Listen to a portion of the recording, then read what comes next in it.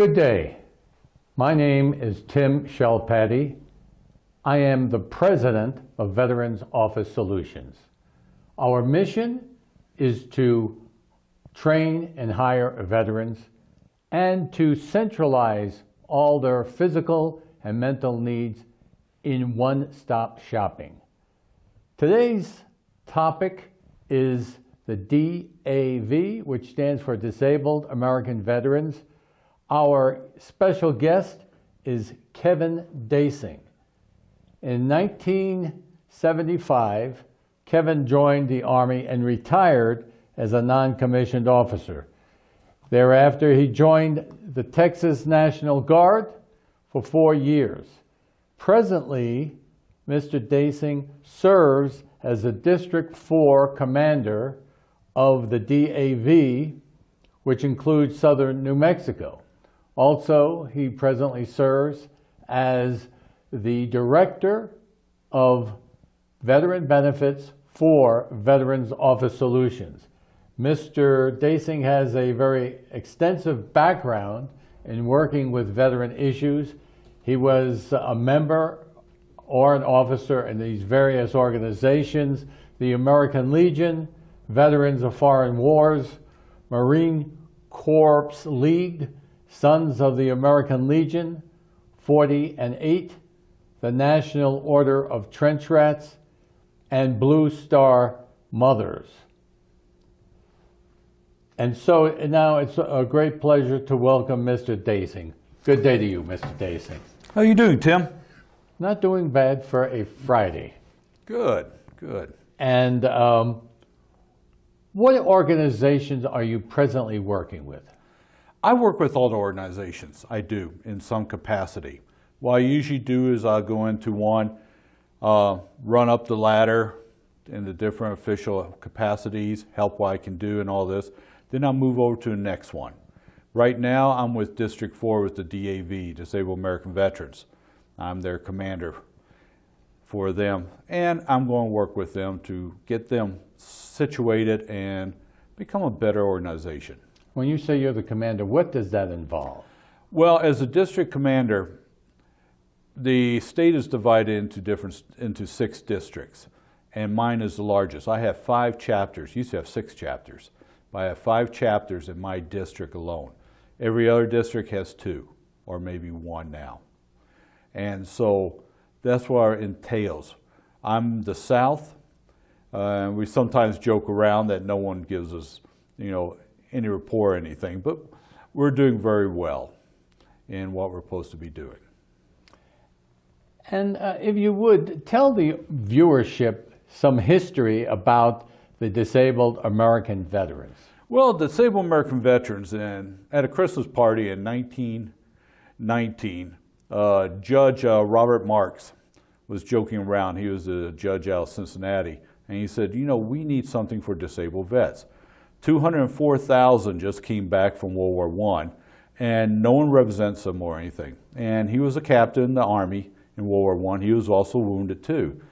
So during the year 1920, he went around and put this idea forth across the country that we need an organization to take care of disabled veterans. And it launched itself. It was great. In 1921, we had our first convention in Detroit. And from there on, it just snowballed. World War II, we had 675,000 wounded veterans come from that war. So that was more, 93,000 from Korean War, 153,000 from Vietnam.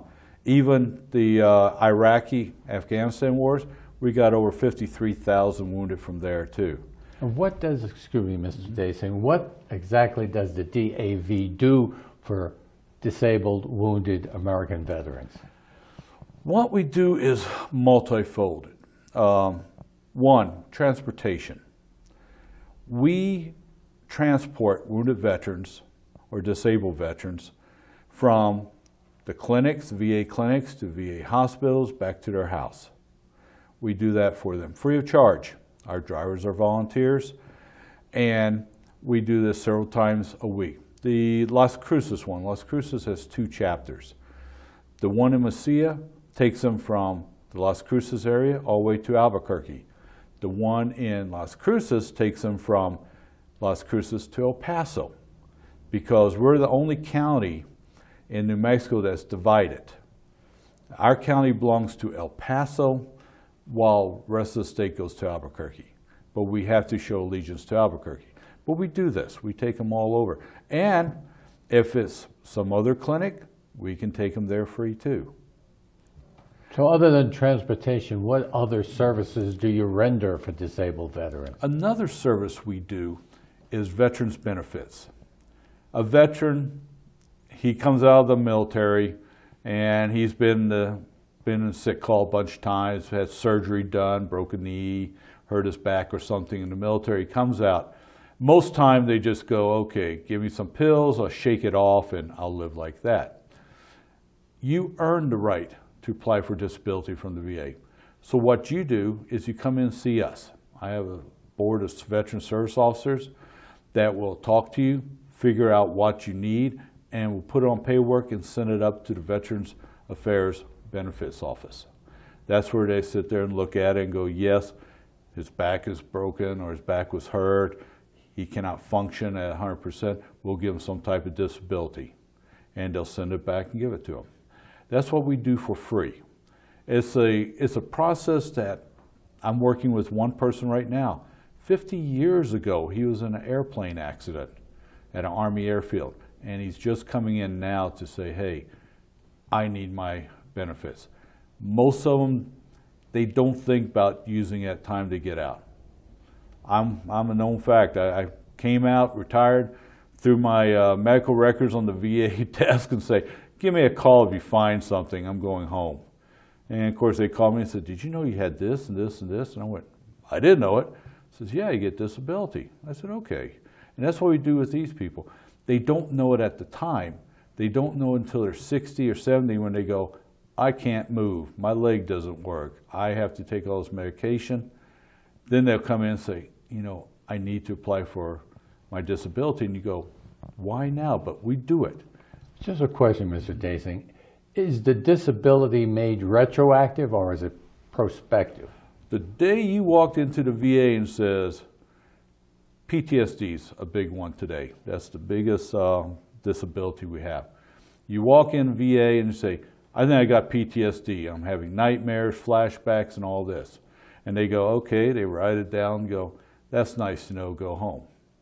You come in 6 years later and go, I got PTSD. And they look at, okay, we're going to look at you now and go, yeah, you got PTSD. When was the first time you mentioned it to the VA? 6 years ago. They will retroactive give you pay from that day, 6 years ago, all the way through. We have gotten people up to $648,000 in retro pay, sizable amount. And I tell people, this is nothing to be afraid of. Do not sit there and go, you know, milking the government's paycheck. I don't deserve anything. You do deserve it. You served our country. You volunteered your life for this country. They owe you something. If they hurt you, injured you or any way, then they owe you. And that's why I tell them. I said, medication. I had my next door neighbor, World War II, Korean War vet. He kept talking about, man, I got to pay $700 a month for medication. I go, you been at VA? No. Get to the VA. Next, a couple months later, all his medication is free. Mr. Dasing, how does a veteran learn about the DAV? Well, we do have advertisement around the country. We do have commercials at times. We do have pamphlets. But most veterans organizations, I hate to say, is word of mouth. I'm a member of this organization. I tell my buddy who's a veteran, hey, why don't you join? You know, you can get some goodness out of this. And he goes, okay. And he'll come over and join. And then maybe his friend is a veteran. He'll go, hey, why don't you join? We're doing this, come on over. And that's how it works. Without digressing too much, now you did mention the transportation of veterans to their doctor's appointments and their benefits. Are there other services that you render? Yes, there are. We do a lot. We do Veterans Homeless grants, where we work with cities, counties, states, if they want to put in a housing area for veterans, homeless veterans, we will help give them grants to do that with. We also have emergency relief. Tornado went through Nashville about 2 months ago. All veterans that are out there can apply for emergency relief fund from the DAV. They just submit their names and what happened, all this, and then they'll decide to give them how much they need. And how is the DAV funded? Funded by charities, by donations, by membership. We are one of the few. Most veterans organizations, you pay a yearly fee. American Legion, things around $40 now a year. VFW's around there. We are one that pays a one-shot membership fee, and it's lifetime. Right now, after January 1st, it's $300 a year for any age up to age of 80. After 80, it's free. And you can pay it off increments every month till you get the total paid off that way. Because we know $300 is hard on people, especially at days and ages. So you can pay $20, $30 a month, whatever, till you get it paid off. So is the DAV primarily privately funded? It's privately funded. It's a 501c3 out of Congress.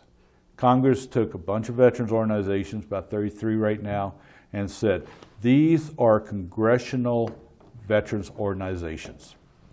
And they come under a different tax rate from anybody else.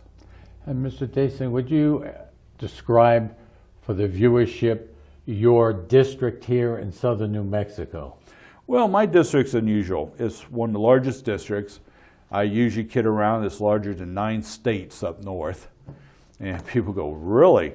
I got chapter 1 is out of Silver City, Fort Baird. They're the first chapter in New Mexico. They're a small one. They do pretty well. They just go along with the flow. But they have a van for transportation to take their people, veterans, from Silver City to Albuquerque. We had chapter 2 out of Deming. It's now closed because they could not get enough people to come out. We have chapter 14 out of Alamogordo. That's a good one. They're out of the medical clinic down there. They have a nice big building. They do veteran services. They have transportation also. They go between El Paso and Albuquerque. Even though they're an Albuquerque unit, they have to go both sides because El Paso's closer. So why not utilize them? We have chapter 25 out of Chaparral. It's one of my older posts. Nice post, older gentlemen. And they're just happy being around. Some posts you go, we want to do a lot of things. Some posts we don't want to do a lot of things. And they're that type. Then I have the 2 big powerhouses. I got chapter 10 out of Las Cruces. That is really doing well. They have several vans that go to El Paso and back all the time. They're in the community. They're the ones that gave $12,000 to Community Hope for the Veterans Shelter.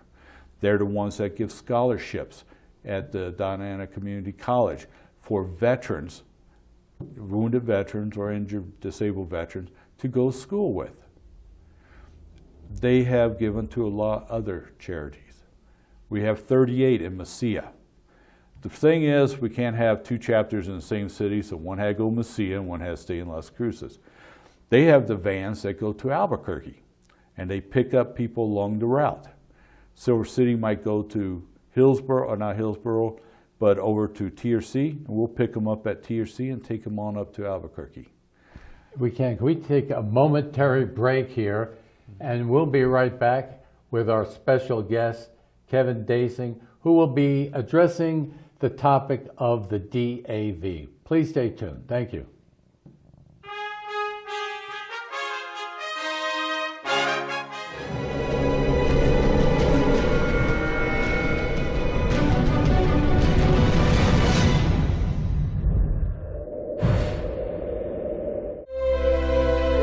They've stormed beaches and freed countries. They've raised our flag and our hope. They've been called leathernecks. They've been called devil dogs. But above all, they're called Marines.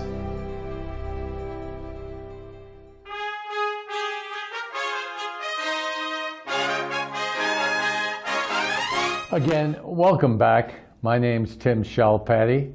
I'm the president of Veterans Office Solutions, and as we always say, we're the helping hand, we're not the hand out. And today's topic is the DAV, and our special guest is Kevin Dasing. And Mr. Dasing, would you describe some of the problems in your district of the DAV? Well, our problem is that of all veterans organizations, to get the younger veteran in. What happens is 40, 50 years ago, you had them at 20 years of age, you had them at 30 years of age, involved regularly with the veterans organizations. They were always there. Today, I have some chapters that the youngest one is 75. And you go, where are the young ones? We can't get the young ones in. And it's the million-dollar question we ask at all these organizations. Why can't we get the young ones in? Well, they come out of the service, they usually are married, got several kids, so they're thinking, okay, I got to work my 1 or 2 jobs. I got to do what the wife wants. I got to take care of the kids, be a father at home, and I can't have time to go off to the veterans organizations.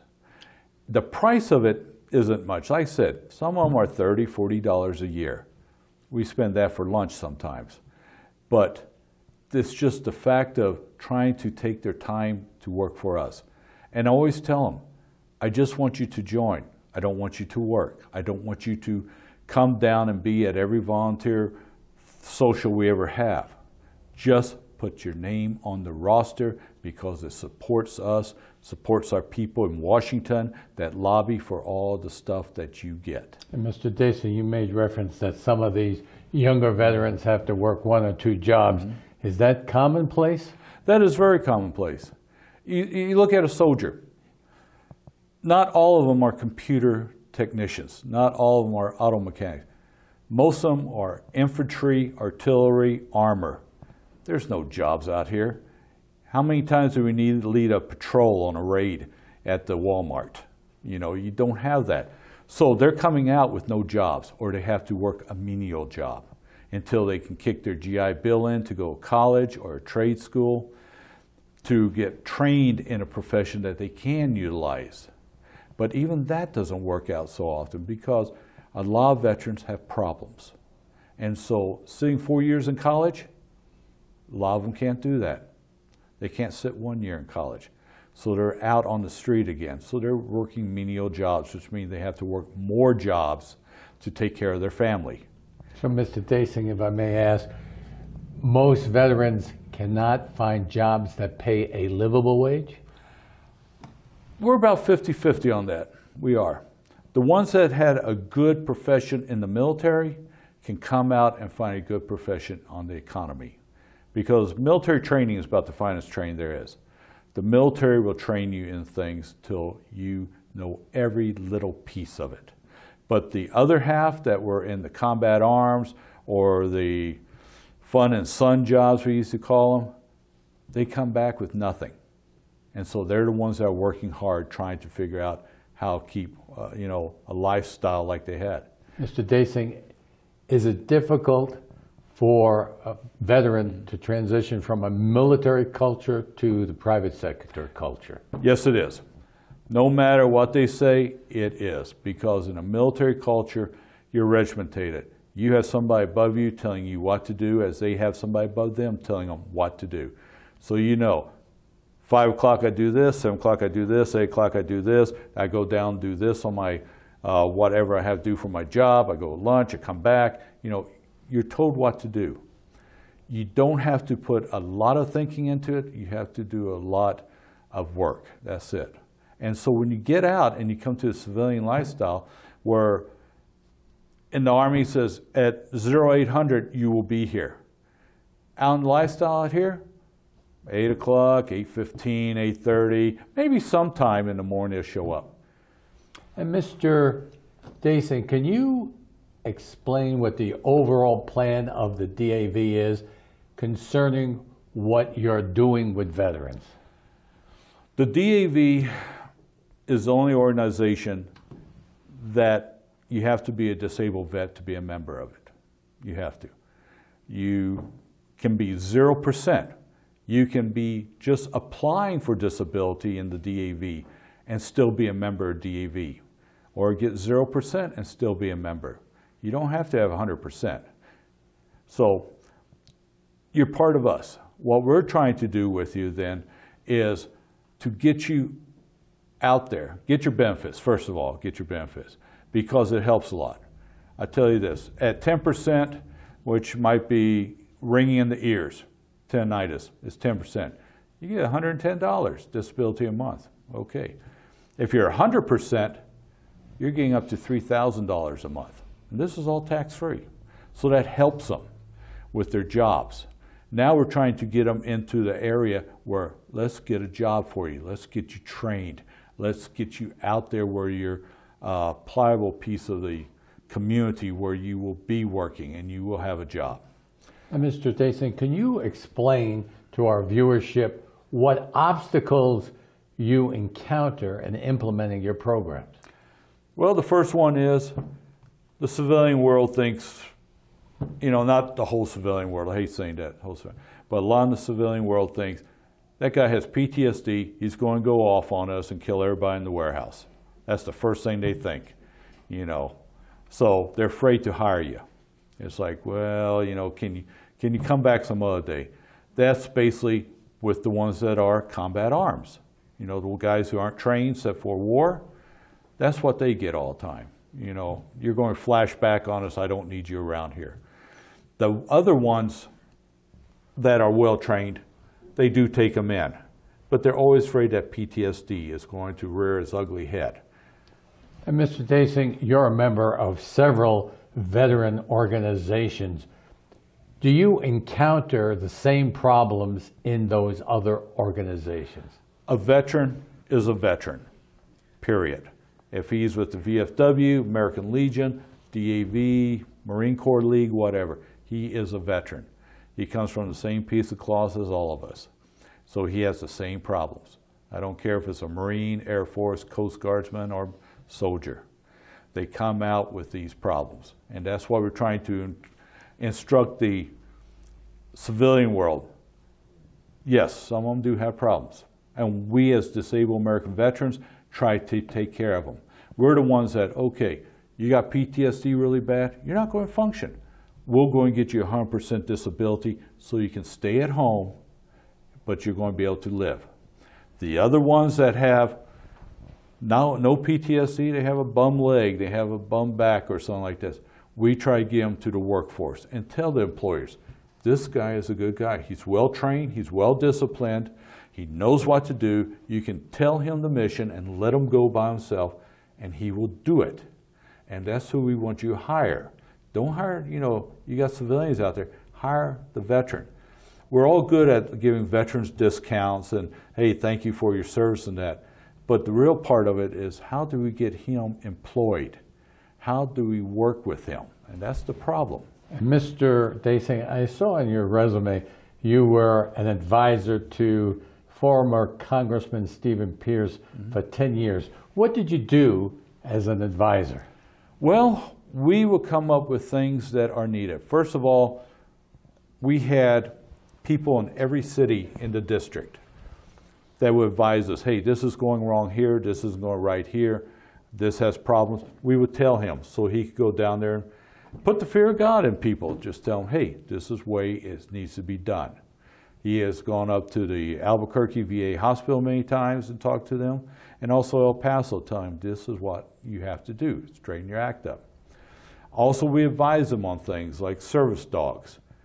Service dogs, everybody has a service dog, comfort pet, whatever out there.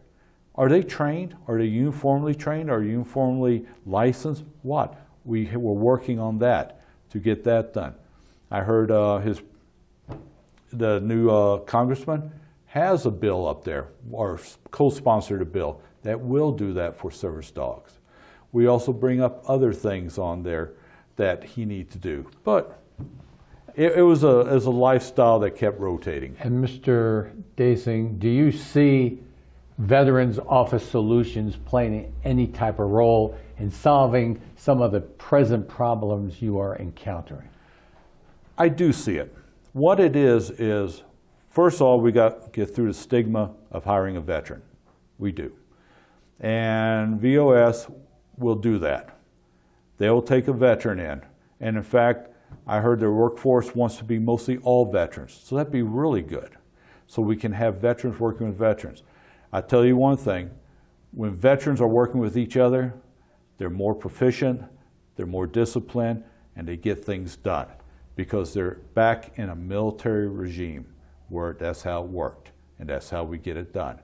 They're also doing with the disabled too, the disabled veterans, bring them in. That'd be very good for them because these will give these veterans who think they can't get a job or menial jobs or maybe even homeless, get them into a workforce to start working.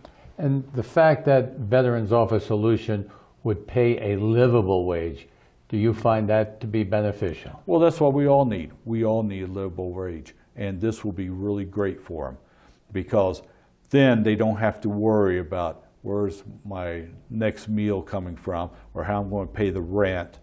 And this is what gets veterans disheartened, is when they can't do that and they become homeless then.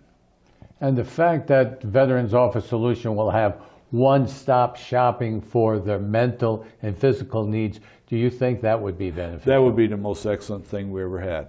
We tried it with Congressman Pierce. In fact, he even brought it up, so one time I took all the senators and congressional representatives on a tour of Las Cruces, where we had this place over here, this over here, this over here. And said a one-stop would do it. We need a one-stop where a veteran can pull up and get everything he needs done without traveling across the country doing it. And the present system now is decentralized? Oh, yes, it is. You have to go to half a dozen different places to get what you need.